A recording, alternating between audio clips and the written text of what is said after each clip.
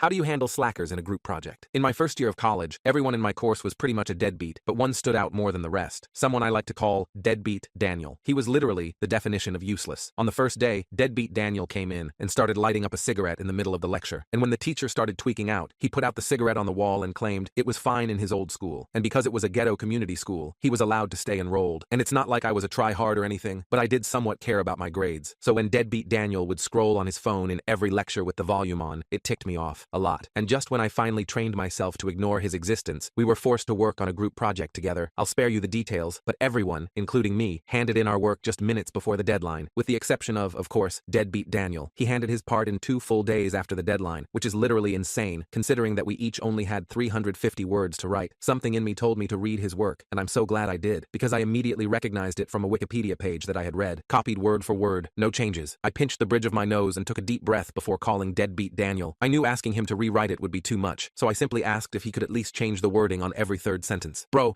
do it yourself, bro. I already played my part and submitted. Don't call me again. I thought about every cigarette he put out on my book bag, every coffee he spilled onto my desk, every time I nearly gagged from how awful he smelled. My body was immediately filled with hatred. I texted Deadbeat Daniel and told him if he didn't step up, I would tell the professor how much of a crappy group member he was. And instead of actually doing it, or even just texting some sort of apology, Deadbeat Daniel sent me a threat. He said he would tell the professor that I was the one who didn't do anything. I stared at his message for a few minutes, and my thumbs danced over the screen debating what to say. In the end, I ignored him and went to the professor. I told him everything, hoping for some kind of punishment, but he just nodded and told me to get out because he wanted to go home early. I was so taken aback that I didn't even argue. I just left. When the results came out, Deadbeat Daniel got an A and I got a C. Go figure. After that, I never heard about it again. Until a week later, that is, because that's when the professor finally called me into his office. I felt a rush of excitement as we both sat down. He told me he had found out about my plagiarism. He said my essays were being put under academic review. My heart dropped. I asked him what he was talking about, and he said he had found out about my true motivations to frame Deadbeat Daniel. But now, my facade is over. I buried my face in my hands. I had trouble keeping myself from bursting into tears. That's when my professor let out a deep belly guttural laugh. I'm just busting your chops, boy. Daniel is expelled, not you. You should have seen your face. I stared at him blankly, feeling more relieved than celebratory. I guess I was just happy it was finally over. Without Deadbeat Daniel, lectures were smooth sailing. My grades went up by 300%, and life was great. I managed to transfer into a university and graduated with a 3.9 GPA. I had literally become the definition of turning over a new leaf. I even lost my V card and got a girlfriend, all in the same year. But then, as I walked into my internship orientation with a big smile on my face, I wanted to commit sewer slide, just like in 8th grade. Because who did I see? None other than my Deadbeat Daniel, standing there with a smile that inflated even more as soon as he saw me. He knew what I had done, and he was ready to bring his worst. I don't have time to finish the story in this short video, but it gets intense. Click the link or go to my channel to watch it.